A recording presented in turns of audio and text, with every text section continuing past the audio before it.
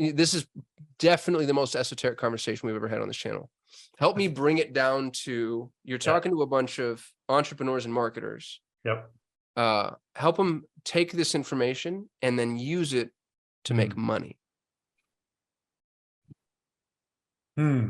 So yeah, this can go in a lot of directions, but I mean, marketing is my background. I've started a bunch of companies. I spent 20 years, running businesses with a, marketing angle on it. The last company we took from ground up they had 50 engineers and no marketing and salespeople. That's why they brought me in to tell their story, build a brand around it.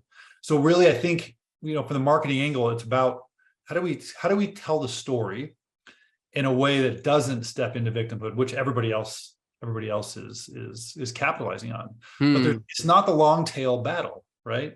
Victimhood is a short, quick dopamine hit that you're going to get something fast with. If we move back into empowering people, which is what choice is, it's about being empowered.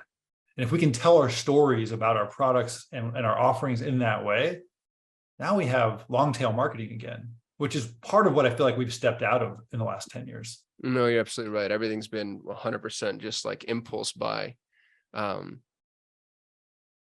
It's on both levels too.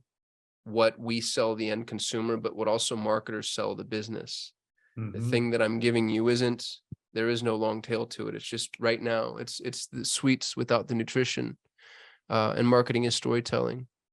What do you do though if you're the only marketer playing by the rules? So I'm the only marketer not falling into the victimhood background narrative timeline, and because I'm not using the clickbait BS, I get left behind in the short term. How do we buttress that person's resolve?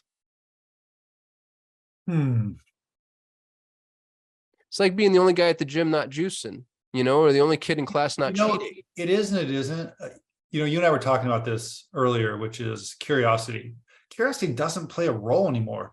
I go back to my kids because they're the ones on TikTok all the time, and get, it's less me than them, but they're not asking other people questions about like the other people. It's always just about what can I do? It's so selfish. So starting to get curious, people want to talk about themselves. If we can start to ask questions in the right way and get curious about other people, let their stories come through in our own stories, that's still not happening. We're just pushing stories on people, saying, this is my story. It should be appealing to you. It is appealing to you. Now go figure out how to duplicate it in your own way versus, hey, what's your story? Let's get back to what's unique about you. And let's ask more questions. We're not asking enough questions. So there's a way to capitalize on the dopamine hit, but do it through curiosity. Just showing up. It's being present without being selfishly present. I'm turning the lens around on the narrative. I really like that too, which is instead of telling you about my quick hitter story, I turn it around and try to figure out what about you, because that's what everybody wants to talk about, right? Like that's we go back to Dale Carnegie now. Yeah. And people are most interested in themselves. And I don't think we've gotten lost on trying to figuring out how to use these platforms, and we know enough about them now. It's time to go back to some of the old school basics that works, but using the new school platforms. Yeah, there's a lot of Bill Gates has that quote, automation applied to an inefficient system just amplifies the inefficiency. And I think the echo chamber that is the social media model has amplified the wrong message, and we all know it, but we're on this runaway train and we can't, I shouldn't say can't, but we have yet to stop it. And then here we are.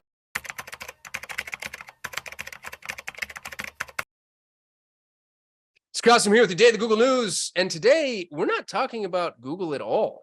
We're talking about growth opportunities, the worst size a company could possibly be, and the art of self-delusion here with my buddy, Brent Perkins. Brent, I appreciate being here, man. Yeah, I'm happy to be here.